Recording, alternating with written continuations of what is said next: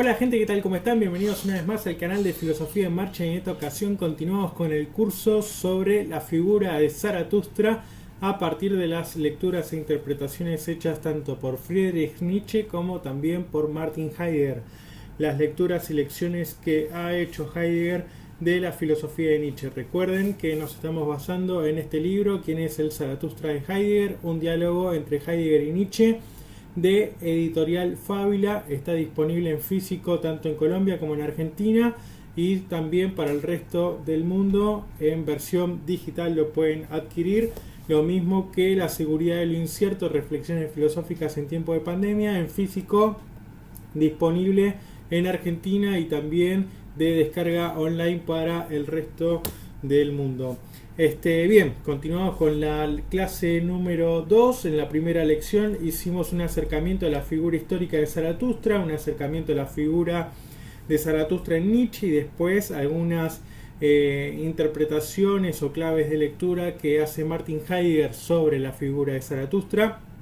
En esta segunda clase vamos a comenzar directamente con Nietzsche. Vamos a hacer un recorrido de Dionisos a Espíritu Libre y Zaratustra, comenzando antes también con una pequeña biografía general y esto de los lugares de formación de Nietzsche, que van a ser bastante importantes para comprender mejor su teoría o por qué decide trabajar ciertos o determinados conceptos. Recuerden también que en la descripción del video y en la caja de comentarios voy a dejar un índice para que puedan ir directamente al tema que les interese, y además que si dejaron la lección por algún minuto o algo puedan ubicarlo rápidamente y continuar con la clase.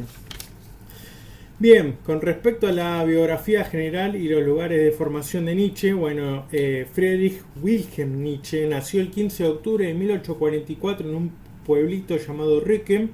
Fue hijo primogénito de un pastor protestante llamado Karl Ludwig Nietzsche y también de su madre Franziska Oller.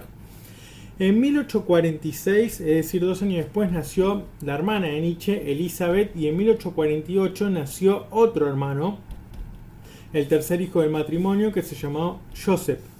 En ese año comenzaron a manifestarse ya los primeros síntomas de enfermedad en el padre de Nietzsche, y según dicen algunos intérpretes, entre ellos lo que redacta Safransky, por ejemplo, y que podemos encontrar en el diccionario de Nietzsche. Recuerden que en la primera clase recomendé algunas bibliografías para que puedan acercarse al mundo de Nietzsche. Se trataba de un reblandecimiento cerebral, así lo habían calificado, y que sería la causa de su muerte, o del fallecimiento del padre Nietzsche, el 27 de julio de 1849. Es decir que, digamos, todos eran muy chicos y no muchos meses después, ya en 1850, falleció también el pequeño Joseph, el hermano menor, acontecimiento sobre el cual Nietzsche había tenido un sueño ya premonitorio, que esto aparece también en el libro de Así habló Zaratustra. Los invito a encontrar en cuál de los discursos, en cuál de los pasajes hace referencia al fallecimiento de su hermanito, y este sueño premonitorio en que el padre salía de la tumba para llevarse en brazos al pequeño. Con respecto a los periodos de formación también, el recorrido de Nietzsche durante sus años de juventud es el siguiente, bien resumido.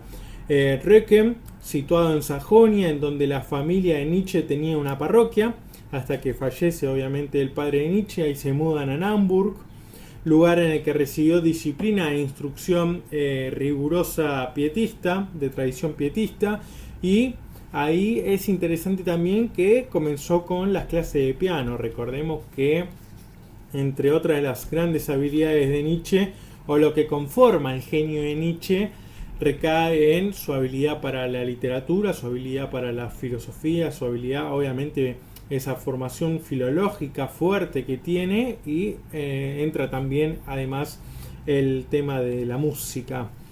Después de Naumburg viaja a Forta, más precisamente la antigua abadía cisterciense de Jules Forta, la escuela de Forta, colegio de élite del más alto nivel, centrado en formación clásica, y ahí es donde, si antes había aparecido como clave, como instrucción clave, el tema del piano y de la música, acá aparece la formación en latín y griego.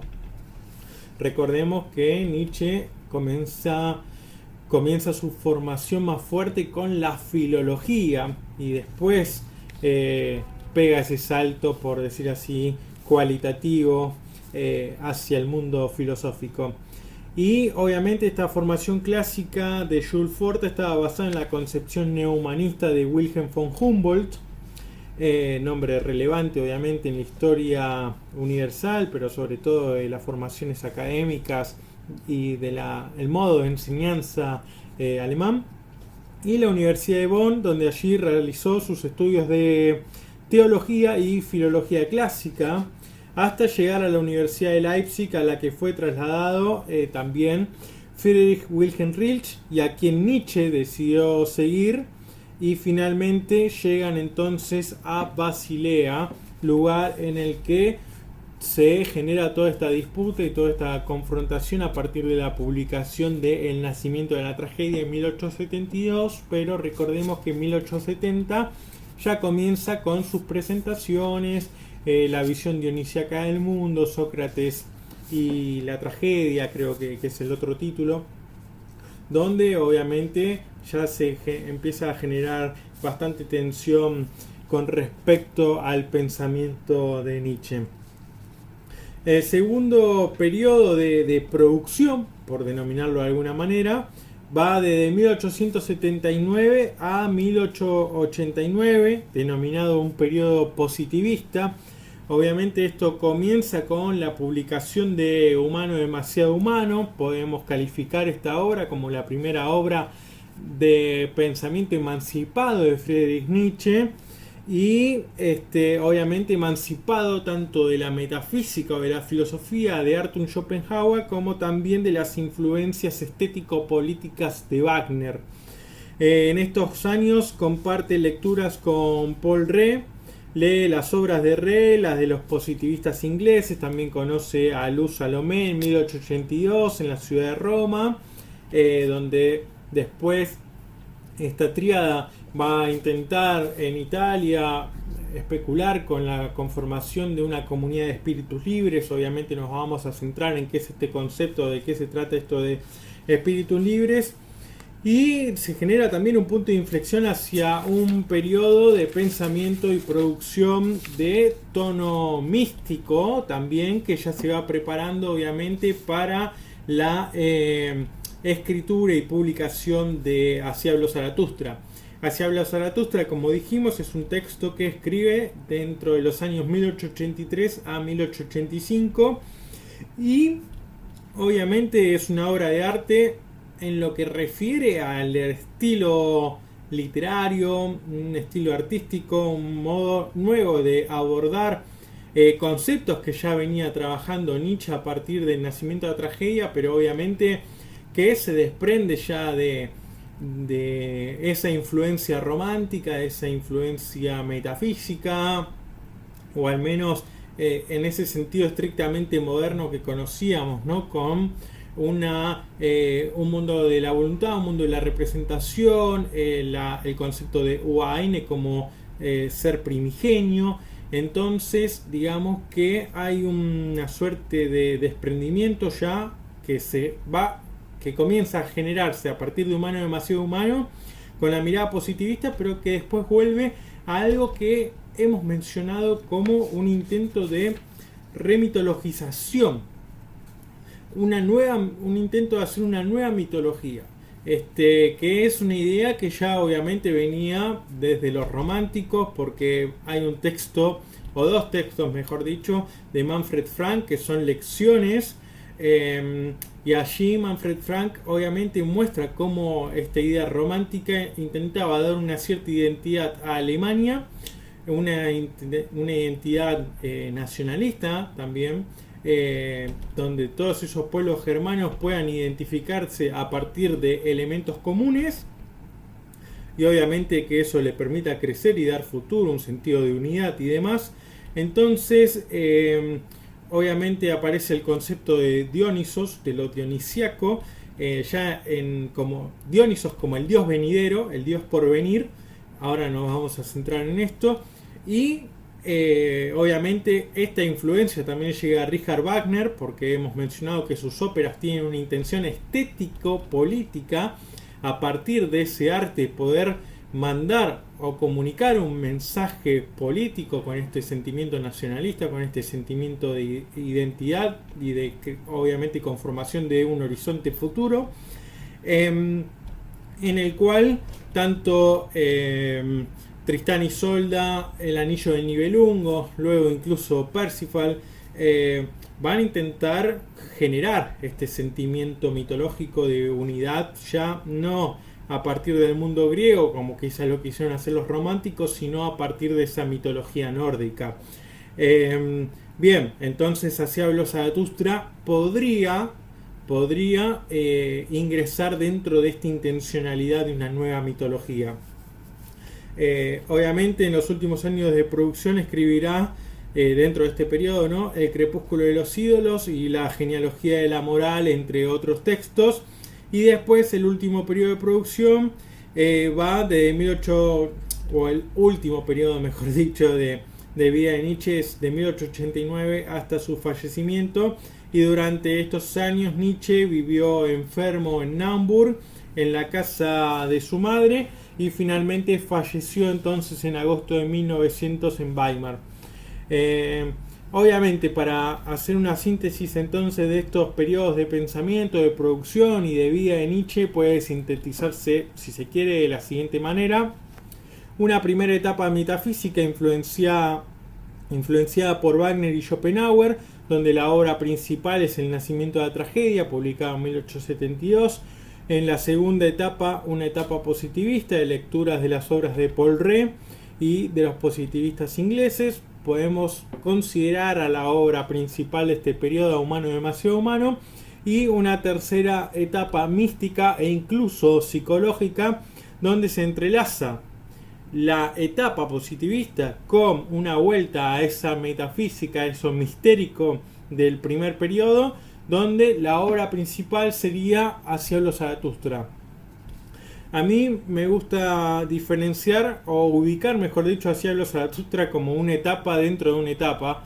Es decir, que es el cenit del pensamiento nietzscheano, es el cenit o el culmen de la literatura, incluso o del estilo literario alemán, que es una obra de una calidad inmensa en tanto escritura, en tanto estilo literario. Y entonces, como lo ubicaría por encima de cualquier otra de las obras publicadas de Nietzsche, podríamos poner también dentro de este periodo a obras como La genealogía de la moral o El crepúsculo de los ídolos.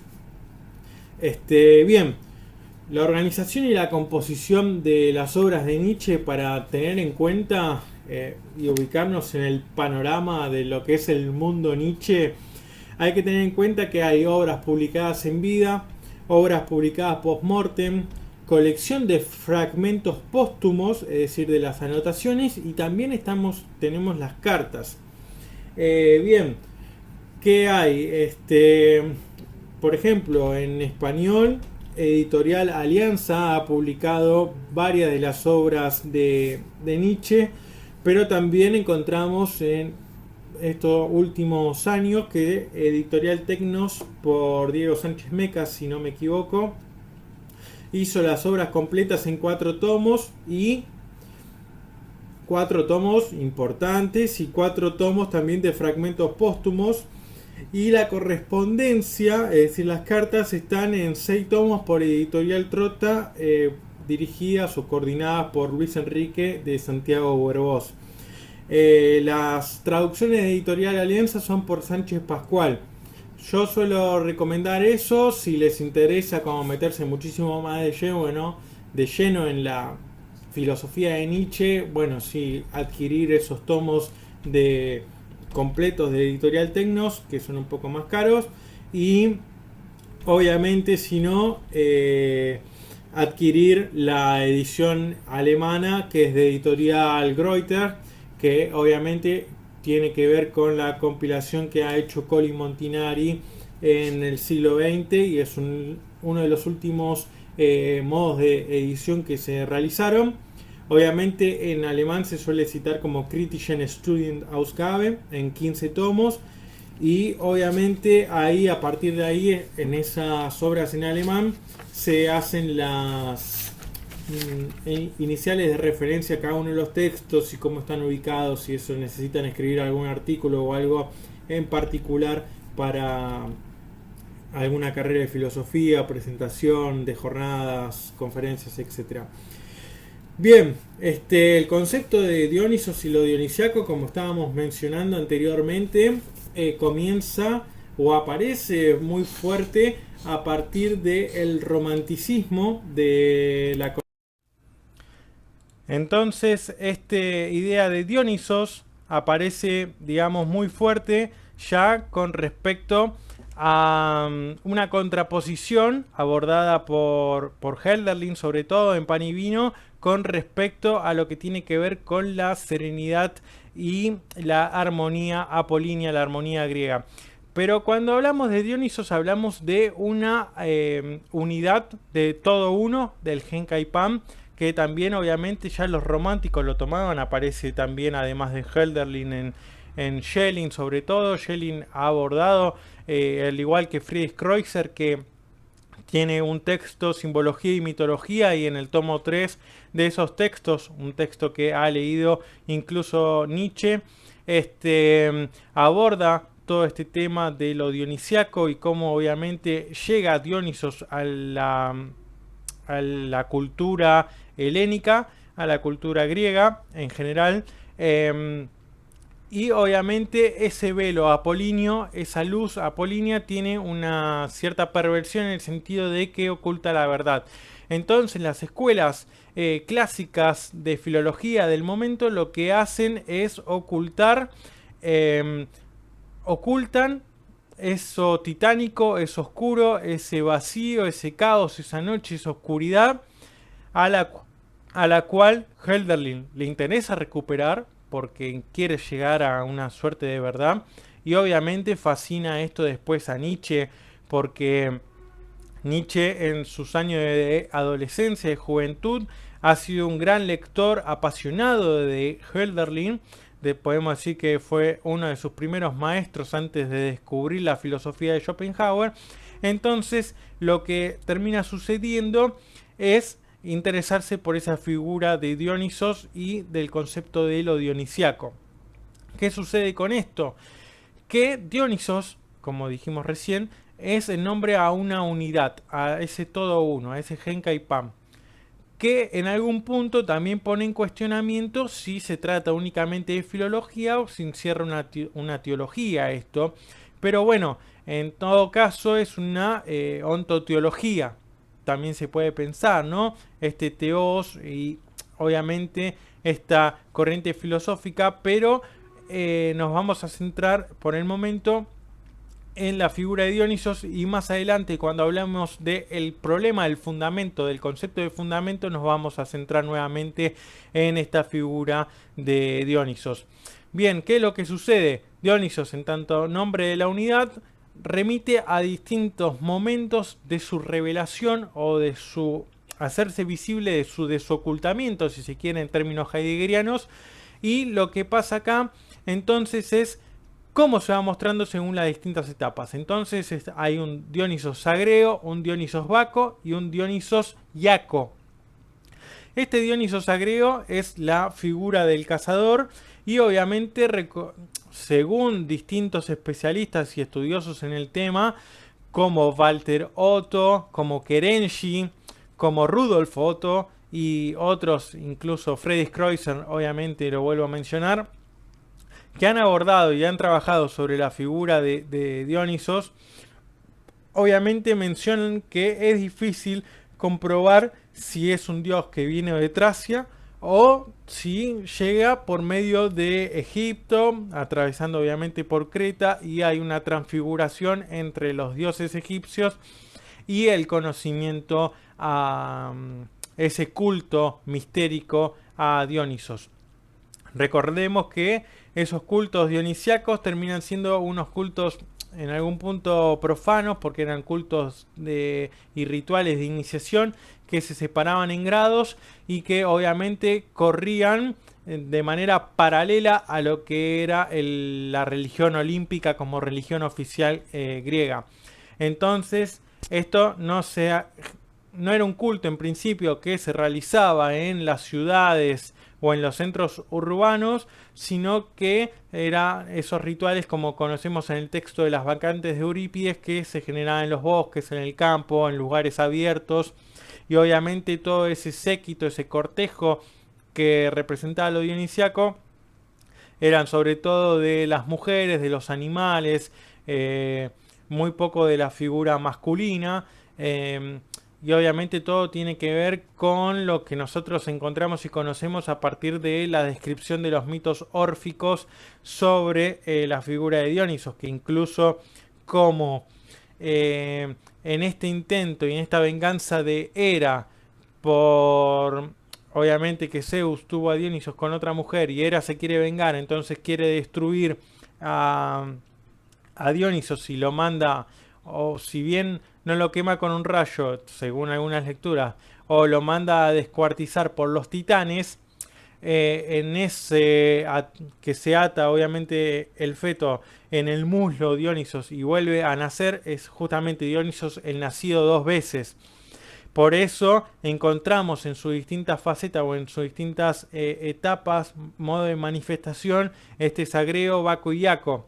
Sagreo como el del cazador, Baco como el dios del vino y Iaco como el niño naciente, que Iaco significa el grito de nacimiento. Entonces, justamente lo que sucede es que ese Iaco vuelve a ser como una primera forma del Dioniso Sagreo, pero que ya obviamente tiene la experiencia y la fuerza de las dos figuras o de los dos momentos anteriores, por decirlo de alguna manera. Bien, otra de las cuestiones que sucede es que Nietzsche, al estar fascinado por esta etapa preolímpica, prehomérica, por esa falta de armonía, o mejor dicho, de ese caos, de lo titánico, de lo oscuro, y del acceso a esa verdad, la búsqueda, fascinado por la búsqueda del acceso a esa verdad, donde ya no se trata de una verdad bella que está relacionada con lo bueno y con el bien, en un sentido de idea platónica o de aspiración platónica, sino en todo caso de lo que se trata es de poder a llegar a esa verdad, que es algo terrible. Entonces, ¿qué es lo que termina pasando acá? Que justamente lo que hace deslumbrar esto es correr el velo de Maya, tratar de volver a superar ese principio de individuación schopenhaueriano y alcanzar el mundo de la voluntad, el mundo del Uaine, de lo uno primordial.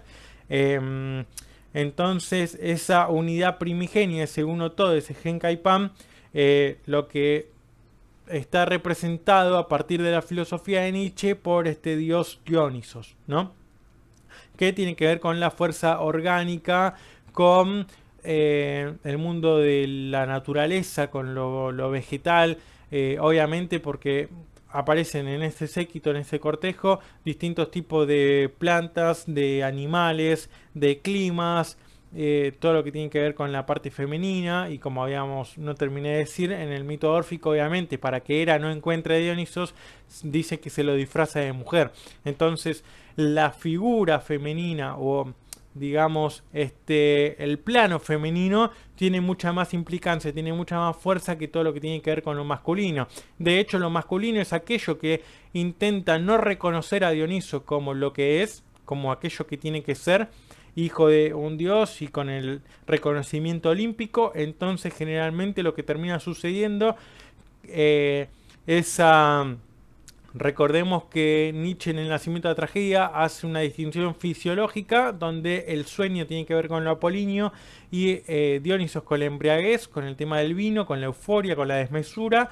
Entonces genera toda una batalla, un descuartizamiento de aquellos que se le imponen y no reconocen a Dioniso con el culto y con el lugar que se le tiene que brindar. todo aquello que se le tiene que brindar. Bien, entonces ya hablamos de la biografía general, de los periodos de producción, hablamos de la organización y composición de las obras de Nietzsche, hablamos de Dionisos y lo dionisiaco. Bien, ahora lo que queda es decir, bueno, cuando hablamos de Dionisos también hablamos, y de lo dionisiaco también hablamos de genio dionisiaco, y el genio tiene que ver con el mundo del arte. Cuando hablamos del mundo del arte tenemos que remitirnos en principio, obviamente desde los comienzos de la filosofía, los filósofos se han preocupado por el tema del arte, sobre todo, no sé, por ejemplo, podemos mencionar la República de Platón, donde dice, bueno, una buena educación del ciudadano de la polis tiene que ser entrenar el alma por la filosofía, por la música, y el cuerpo por la gimnasia. Entonces, bueno, ya tenemos ahí el tema de los estilos artísticos, aunque incluso Platón pide quitar, expulsar a los poetas de la polis. Los poetas mienten, dice también Zaratustra. Entonces, podemos acercarnos quizás a antecedentes un poco más cercanos al mundo de la filosofía de Nietzsche. Y acá tenemos entonces a Alexander Gerard, que tiene un escrito que se titula Un ensayo sobre el genio. Y este texto de Alexander Gerard, que es un poco menos conocido, influencia una obra clave de la historia de la filosofía, que es la crítica del juicio o la crítica del discernimiento de Immanuel Kant. Esta es la tercera crítica. Esa tercera crítica después influye a los románticos. Hablemos de los hermanos Schlegel, de Schiller, de Novalis, de Hölderlin, de Schelling. Y obviamente el antecesor más cercano acá es Schopenhauer con el mundo como voluntad y representación. Y obviamente los escritos de ópera y drama, por ejemplo, o la obra de arte del futuro de Richard Wagner, ¿no? Donde hace una reinterpretación de la postulación del genio del mundo como voluntad y representación de Schopenhauer.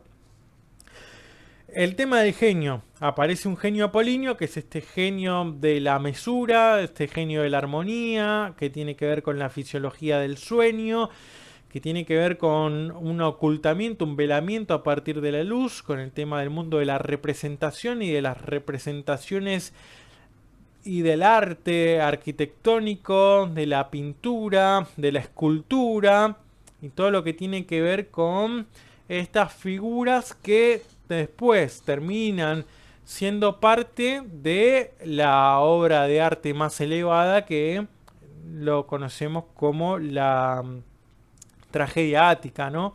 ¿Qué es lo que sucede? Lo fundamental, o en todo caso, son esas bellas formas apolíneas las que nos permiten en algún caso o de alguna manera poder vivir, poder accionar, poder confrontar el mundo, porque la verdad es algo terrible, la verdad es algo oscura, es algo que nos genera náusea al acceder a eso, porque no es lo bello, no es lo bueno. Entonces nos genera náusea, pero nosotros a la vez nos fascina, es esta Unheimlichkeit, ¿no?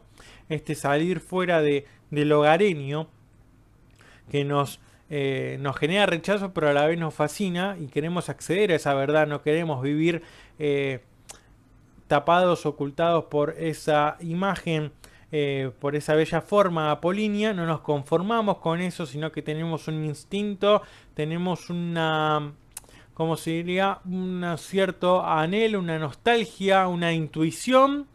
Algo intuimos que hay más allá de estas bellas formas apolíneas. Entonces queremos acceder a esa verdad, pero es una verdad no bella, sino una verdad terrible. Y aunque sea terrible, es la verdad y nos queremos contentar con descubrirla, y obviamente no podemos mantenernos en el plano de esa verdad, sino que volvemos al estado de lo cotidiano, y ese volver al estado de lo cotidiano nos genera otra náusea, porque si volvemos a este estado de inautenticidad en sentido heideggeriano, de impropiedad en sentido heideggeriano, y sabemos que realmente hay otra cosa más allá de eso. Entonces lo que nos permite ese acceso intuitivo, en todo caso, es la música, ¿no? Pero la música dionisiaca, la música del ditirambo, la música ditirámbica, la música del tambor, que no es la música de la cítara apolínea tampoco. Esto tiene que ver después con una conformación de las escalas musicales.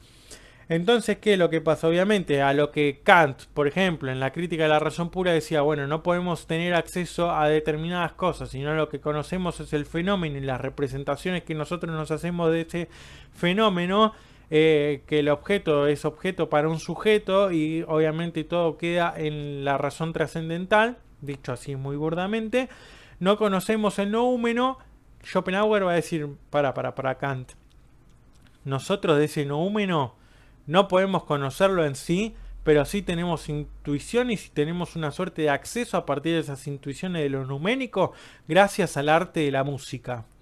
Yo no sé si Kant realmente no lo vio, para mí lo previsualiza en la crítica del discernimiento, en esta crítica del juicio, en esta tercera crítica, pero si lo reconocía este Sprache der Natur, este lenguaje de la naturaleza, lo que iba a suceder me parece es una que se le venía abajo este sistema filosófico, estas críticas, las primeras dos críticas anteriores es como que de alguna manera se le derrumbaban, entonces termina calificando al genio como un don de la naturaleza. No sabemos qué es ese don de la naturaleza, pero podemos decir de manera general que esa capacidad, que esa don de la naturaleza para poder tener la capacidad, la rapidez de poder descubrir o comprender cuáles son los elementos necesarios para dotar de espíritu una obra, porque acá obviamente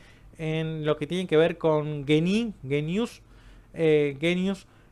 tiene que aparece también el tema del espíritu, del ánimo, ¿no? Del Geist, en tanto espíritu, del el Gemüt, en tanto el ánimo, dotar de espíritu una obra, pero también tener a general de ese ánimo.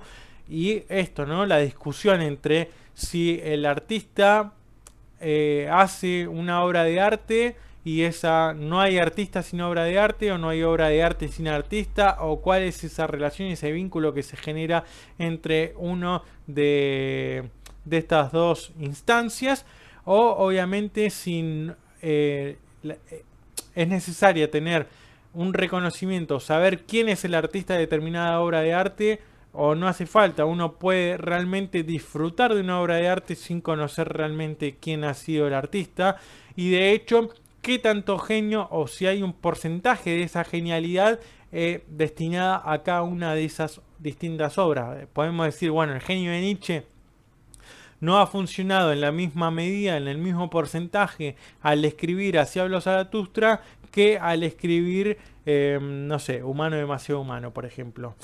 Es el mismo porcentaje de genialidad, es el mismo genio que trabaja ahí.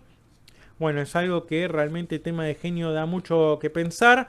De hecho, en este genio dionisiaco es el genio que marca la primera etapa del pensamiento nietzscheano, y obviamente influenciado por Schopenhauer, El mundo como voluntad y representación, y por las obras de Richard Wagner, que en sus intenciones estético-políticas no se dedicó únicamente a hacer óperas y a hacer música, sino también que escribe obras con un contenido teórico importante. Como había mencionado, la obra de arte del futuro, donde él postula incluso a un término así como Gesamtkunstwerk, que es la obra de arte total, ¿no? Una obra de arte donde, al igual que el sentido de lo dionisiaco, que fue escindido, ese Dionisos triturado, devorado por los titanes, despedazado por los titanes, termina con lo que simboliza es la escisión del arte y la escisión de la unidad primigenia del mundo, ¿no? De ese mundo como voluntad. Entonces, ¿qué es lo que sucede ahí? ¿Qué es lo que simboliza ese descuartizamiento? Simboliza, es decir, todas las artes que antes conformaban una obra de arte total terminaron escindidas. Entonces la música fue por un lado, la arquitectura fue por otro, la pintura fue por otro, y así, ¿no? La poesía y demás. Entonces, ¿qué terminó sucediendo? Que las artes perdieron la potencia, perdieron la fuerza originaria que tenían. Y lo mismo sucedió con todas las cosas. Es decir, bueno, si la filosofía antes se ocupaba de todo, ahora la filosofía termina especificándose en un tema puntual. Incluso antes, no sé, por ejemplo, encontramos textos de Aristóteles donde encontramos insinuaciones a la biología, a la psicología, a la filosofía, a la metafísica, a la política y demás, ¿no? Entonces ahora es como decir, no, bueno, ahora el filósofo se ocupa de filosofía. Y dentro de filosofía, filosofía, no sé, contemporánea. Y dentro de filosofía contemporánea, únicamente a Michel Foucault. Y dentro de lo que es la obra total de Michel Foucault, a la época de Vigilar y Castigar. Entonces, si bueno, ¿qué tan filósofo sos si nada más te terminás especializando en algo? Bien, lo que termina sucediendo acá justamente es decir, bueno, hay que volver a recuperar esa unidad de las artes, volver a hacer una obra de arte total. ¿Qué, ¿Cuál es la representación o la mirada que tiene puesta Wagner en ese momento? Es recuperar la tragedia ática, donde pintura, escultura, arquitectura, música, tiene ese movimiento, tiene esa fuerza a partir de, obviamente, el personaje que está, de la escena, del coro, del personaje con la máscara que representa a Dioniso, esa representación, no sé, por ejemplo, de Edipo. Edipo es el héroe que representa a Dioniso y los sufrimientos dionisíacos, dice Nietzsche. Y lo que importa ahí es la música, porque a partir de la música se genera un clímax que permite el acceso a la visión dionisíaca del mundo. Que no quiere decir que sea lo verdadero, sino al menos un acceso transfigurado a la verdad de lo terrible. Entonces no permite únicamente una catarsis en el sentido aristotélico, sino que permite el acceso a la visión de lo uno primordial. Y en este sentido es la primera etapa del genio como artista metafísico, como artista del mundo y como héroe. Dicen los distintos momentos que se utiliza el concepto de genio también, esta palabra está acompañada de distintos complementos de especificación que lo podemos encontrar en el texto, ¿no? Das Einsicht als Genius der Gattung, del ser uno como genio de la especie, también die Erkenntnis der dionysischen apollinischen Genius und seines Kunstwerkes, el reconocimiento del genio apolíneo y dionisiaco y de su obra de arte, de Lyrische Genius, ein Vision des Genius también. Después, bueno, hay una distinción, obviamente, a lo largo del nacimiento de la tragedia entre genio apolíneo y genio dionisiaco. Las obras de arte que corresponden a cada uno de ellos. Por ejemplo, que leía recién de Lyrische Genius, el genio lírico va inclinado por un genio apolíneo en lugar de un genio de la música que iría por un genio dionisiaco. Después, bueno, el tema de la visión del genio. Esto es algo interesante, que en esa visión del genio ya llega, no solamente, el genio funciona como medium. Y este artista del mundo funciona como medium. Es decir, que al modo de acceder, o al momento de acceder a esa visión dionisíaca del mundo, ya no es simplemente un genio o un sujeto individualizado, un sujeto individual, sino que es medium y se vuelve genio del mundo. Weltgenius. Es un genio del mundo, donde es uno, vuelve a restaurar o revincular al hombre, al ser humano, con la naturaleza. Eso es más que importante, ¿no? Ese sujeto, en función de medium, vuelve obviamente a reavivar eso orgánico, eso natural, eso biológico, eso instintivo, eso animal, que había perdido obviamente por la implementación de la dialéctica, por la implementación de la lógica, de la razón, de lo calculador, de la tecnificación del mundo, que dirá Heidegger, a un artista primordial del mundo, ¿no? O a Künstler der Welt, y esto lo convierte en el gran genio. Después hay una segunda etapa del genio, donde ya nos podemos entrar en humano demasiado humano. Y acá, a diferencia de un genio metafísico, un genio héroe, un artista del mundo, una suerte de medium, va a decir que el genio es por vanidad. Porque hay genios en tanto las demás personas no quieren superarse, entonces lo instauran como un ser superior, como un ser elevado, pero porque realmente hacen cosas maravillosas, pero es mejor o es más cómodo no intentar superarlo y intentar hacer lo que hicieron estos personajes como, no sé, Rafael o Miguel Ángel, y un montón de artistas del Renacimiento que podemos mencionar, o incluso, no sé, por ejemplo, un Goethe, un Borges, eh, y demás. Entonces dice, bueno, el genio es por vanidad. El concepto de genio guarda una relación estrecha con distintos ámbitos, con el ámbito del arte, con el ámbito de la ciencia, con el ámbito de la religión, moral, etcétera, y con los tipos que se desempeñan en cada uno de ellos. Con el arte, el artista; con la ciencia, el científico; religión, sacerdote; en la moral, el santo. Tema de el héroe también, obviamente, aparece acá en tanto razón social, ¿no? Por medio de estos ámbitos, el genio se relaciona con la naturaleza, con la cultura, con las demás personas, con los demás seres humanos y la verdad de una manera particular. Para Nietzsche, la relación del genio con la naturaleza, en esta segunda etapa, aclaro, la naturaleza, dice, constituye la primera tensión que da origen a su aparición, pero no debe comprenderse ni interpretarse bajo ninguna perspectiva o activo mitológico o religioso. Antes, obviamente, tenía que ver, ¿no?, esta aparición del genio con lo mitológico, con lo religioso, con un acceso de medium a esa uno primordial. Bueno, acá eso hay que eliminarlo.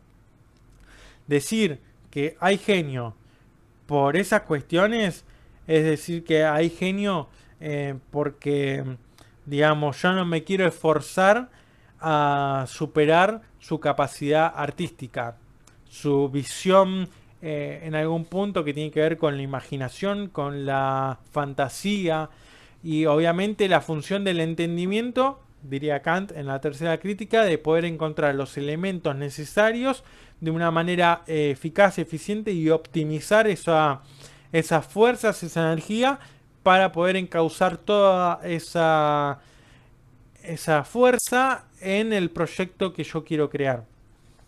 Entonces, como no quiero esforzarme en hacer eso, hay genio, o digo que hay genio. ¿Qué es genio o qué es el genio? Se pregunta en Más allá de en Humano demasiado humano, perdón. Dice querer una meta alta y los medios para alcanzarla. ¿Quiero eso? Bueno, voy por eso y me esfuerzo por eso. Y hago todo lo posible por llegar hasta ahí. Entonces, después obviamente aparece todo esto, ¿no? Una relación con el ingenio. ¿Qué tan ingenioso soy para poder alcanzar esa meta que me propongo? Y con la manera de buscar los medios para resolverse frente a determinadas circunstancias, buscar la utilización más fría y más paciente para, obviamente, sacar siempre la ventaja, la mayor ventaja posible a la hora de actuar y de cumplir con aquello que me propongo. A partir de esta actitud frente a un problema se puede explicar cómo procede la naturaleza para producir el genio. El genio nace como consecuencia también del modo ingenioso de desenvolverse la naturaleza ante una necesidad. Digamos que lo que hace como ejemplo también Nietzsche en este caso es, digamos, decir, bueno, si un árbol necesita de las raíces el agua, de la tierra el agua y también la luz del sol, y se va a luchar tanto para abajo como para arriba y obviamente sobreponerse a cualquiera de las demás árboles o de la demás vegetación que lo rodea. Entonces va a encontrar la manera de resolverse en determinadas circunstancias y intentar sacar la ventaja más nimia. Por eso también esa frase de Zaratustra, ¿no? Para ir echando un poco esta distinción, es decir, bueno, donde encontré vida, encontré también voluntad de poder. Y no solamente implica una voluntad de cuidado, de protegerse, sino también de imponerse por encima de las demás. No sé si será en el sentido heideggeriano de una lectura de voluntad de poder como voluntad de dominio y sobre todo de dominio de la tierra, que eso es una lectura de Heidegger, pero ya vamos a llegar en el curso a esas cuestiones. Obviamente después hay una tercera etapa donde queda superada este genio por vanidad, donde en la tercera etapa el genio del corazón, Dioniso, aparece nuevamente mencionado y dice en Más allá del bien y el mal, los dioses también filosofan. Y aparece esta imagen de Dionisos filósofos, la figura del filósofo artista en su máxima expresión. Acá ya hay una mezcla entre artista y filósofo, o el filósofo como artista. Pensemos también que ya en la etapa anterior, en la ciencia jovial, hay una fuerte crítica a la ciencia, el modo de hacer ciencia, que ya venía obviamente desde la crítica a la muerte y la tragedia, con Eurípides, que empieza a poner más personajes en escena. Hay un desplazamiento del tema de la música y obviamente lo que termina pasando es que muere la tragedia por causa de esa dialéctica, por causa de ese razonamiento, de esa lógica, de ese cálculo en la discusión lingüística, y que después deriva en Sócrates y en los eruditos, en los sabios digamos, del mundo científico racional, que intentan explicarlo todo, querer explicarlo todo, y esto genera una anulación del misterio o de lo mistérico, justamente la huida de los dioses, algo que termina derivando en no un asesinato de Dionisos, pero sí un desplazamiento y a un segundo plano, o incluso velarlo completamente, ¿no? Acá el artista, entonces, bueno, en la ciencia jovial ya aparece esa crítica a la ciencia jovial, en el sentido de decir, bueno, hacer ciencia no es únicamente acumular conocimiento, acumular saber, ser erudito, como un alejandrino, como Sócrates, o a partir del sentido socrático, mejor dicho, y hacer ciencia, se puede hacer ciencia de una manera alegre, se puede hacer ciencia a partir de la risa y de otro modo de ver la realidad, o de relacionarse con la naturaleza y con las cosas. A su vez también acá en esta última etapa el artista danza sobre la moral, la creación de ficciones útiles. Este Dios ha muerto de la segunda etapa, como Dios, como idea, como principio fundamental, inamovible, incuestionable, obviamente un eje que sostiene los valores morales occidentales, y sobre todo a partir ya no únicamente en el ámbito religioso, sino en los demás ámbitos sociales y culturales. Digamos acá lo que aparece como filósofo artista en la instauración de ficciones útiles, que lo que tienen que tener, o la característica que deben tener, es la de ser funcionales a la vida. Tienen que generar esa vitalidad, tienen que tener ese movimiento, y cuando ya dejan de servir, cuando ya dejan de funcionar, cuando se vuelven peligrosas y atentan contra lo vital, contra lo vivo, contra nuestra fuerza, ya hay que derribarlas, hay que cambiarlas, hay que sacarlas.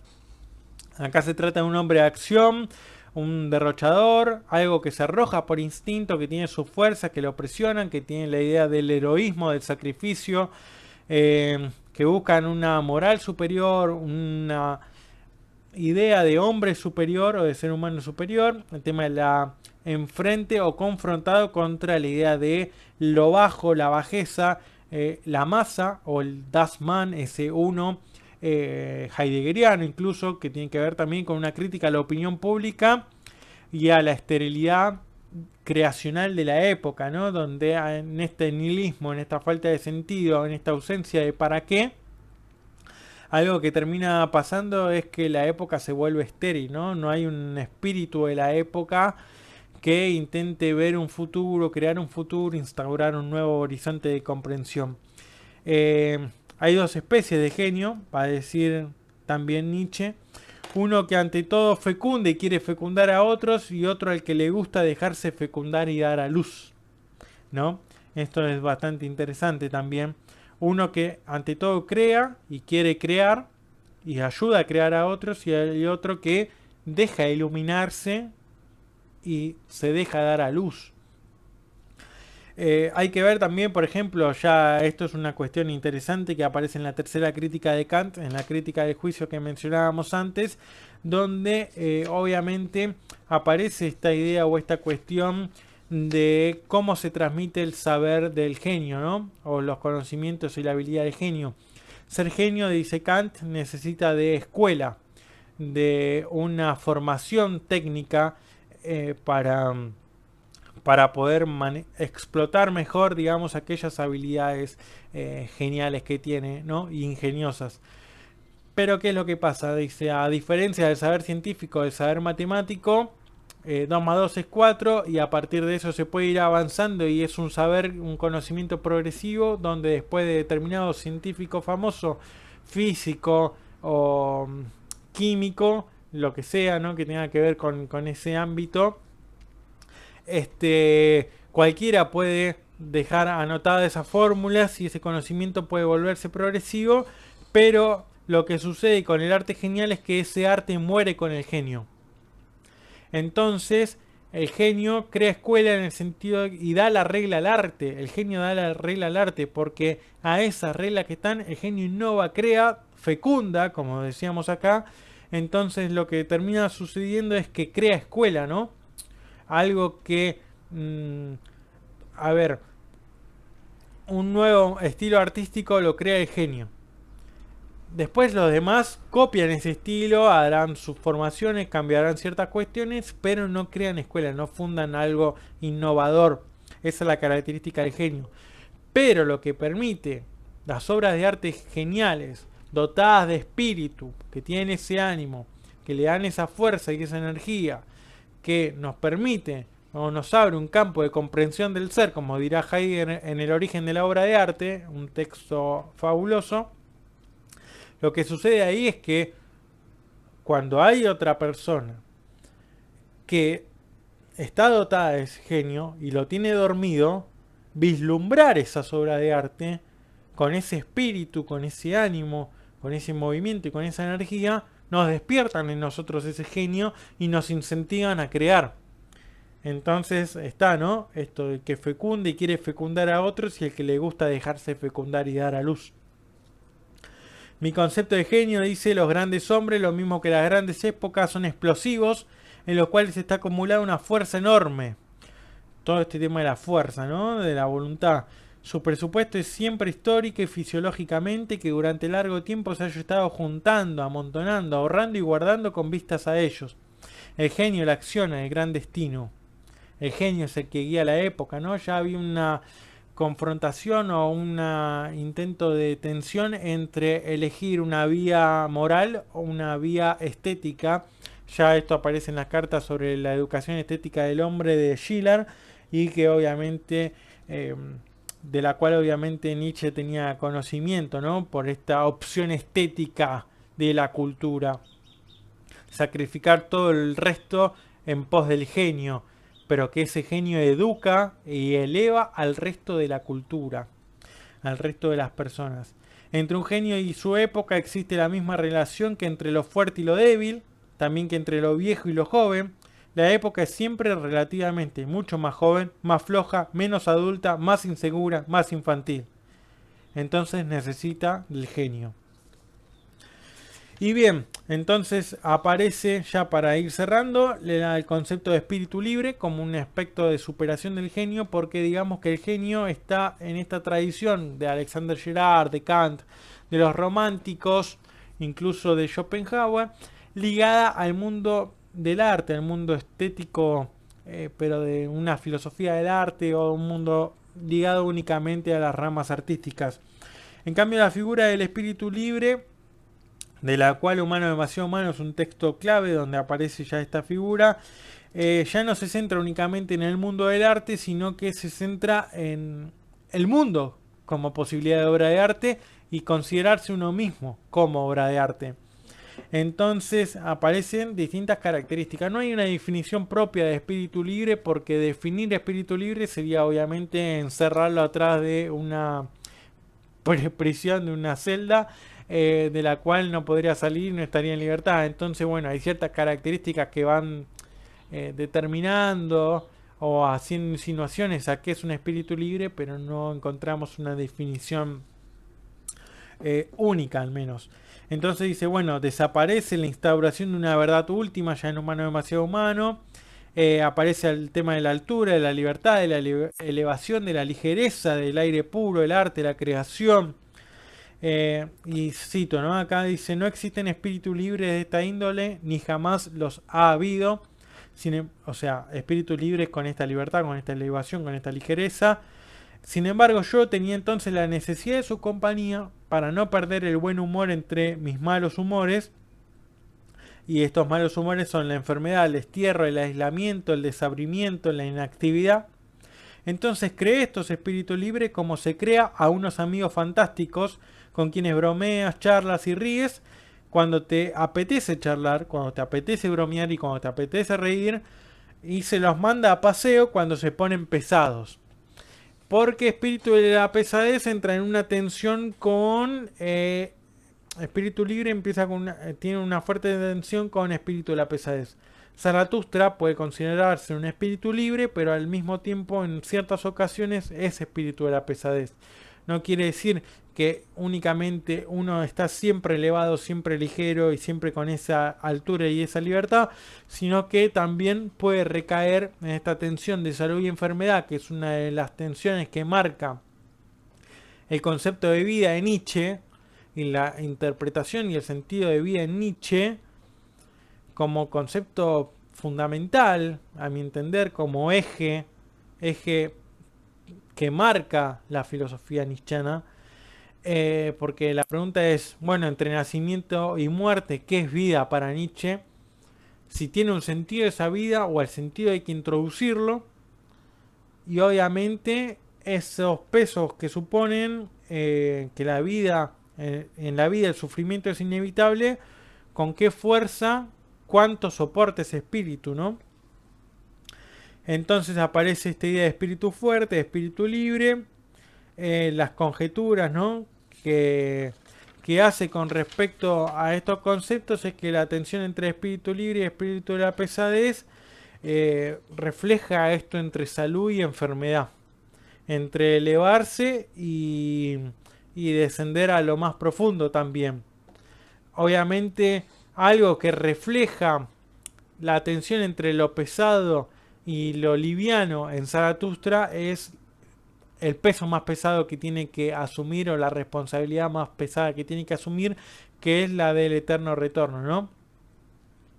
Obviamente en Zaratustra y Dioniso dice la doctrina, dice Safransky, la doctrina del retorno de lo mismo está contenido también en el mito dionisíaco del dios que muere y que renace siempre de nuevo, y puesto que Nietzsche comienza el camino de su pensamiento con el tema de Dioniso, podemos decir que no halló la doctrina del eterno retorno en una época tardía, sino que en todo caso lo halló de nuevo después de postergarla quizás durante cierto tiempo.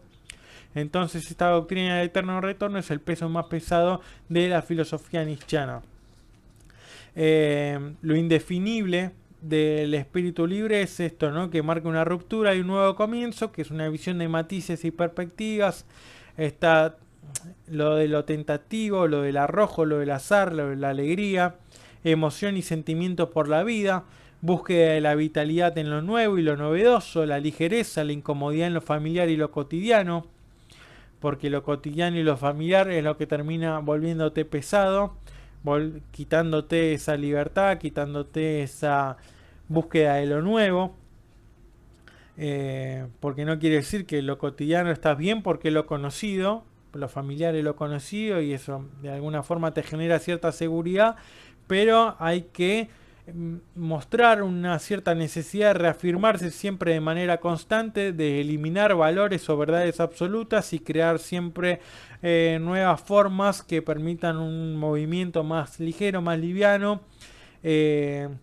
Obviamente esto indefinible del espíritu libre tiene que ver por lo inacabado, Pensemos también en la figura del Dasein, del ser humano en ser y tiempo, donde es algo indefinible también en el modo en que hasta ser considerado un ser para la muerte es un ser que no acaba, no se puede determinar de manera concreta qué es ese ser, ese Dasein que está ahí, ¿no?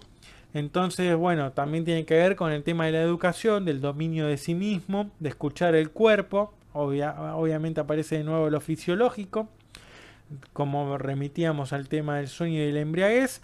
Y obviamente el tema de la dieta, las condiciones climáticas, la relación social, la soledad, la importancia de la soledad, el tema de las lecturas, de la música, el tempo, el ritmo de la digestión, la fuerza de la imaginación, de la creatividad, de la fantasía, la proyección de nuevos horizontes y obviamente la capacidad y la voluntad de querer asumir riesgos. El espíritu libre aparece acá como una invención, como una ilusión, como una suerte de autoengaño, pero también como un acompañante en el modo de decir, bueno, me creo que este espíritu libre es lo que me motiva, lo que me emociona, lo que me empuja e impulsa a tomar nuevas decisiones, nuevos caminos. Así que bueno, hasta acá entonces vamos con el tema de la segunda lección de este curso sobre la figura de Zaratustra, un acercamiento Nietzsche-Heidegger. En la próxima vamos a hablar sobre la tensión de salud y enfermedad y vamos a abordar algunos conceptos que tienen que ver con la idea del espíritu libre, que son el juego, la risa, la danza, y también ya nos vamos a adentrar en el tema del prólogo y la composición de la obra Así habló Zaratustra de Nietzsche. Así que espero que les haya gustado, que lo hayan disfrutado, que por favor dejen los comentarios y obviamente vamos a tener varias clases más con respecto a estos dos autores. Nos vamos a ir metiendo de lleno en cada uno de los temas que nos convocan. Espero que lo hayan disfrutado y nos estamos viendo la próxima semana con un video nuevo en este canal de Filosofía en Marcha. Y les recuerdo que tanto la seguridad y lo incierto lo pueden conseguir de manera digital y en físico en Argentina, y también quién es el Zaratustra de Heidegger, un diálogo entre Heidegger y Nietzsche por Editorial Fábila. Así que sin más, nos estamos viendo en un próximo video. Saludos.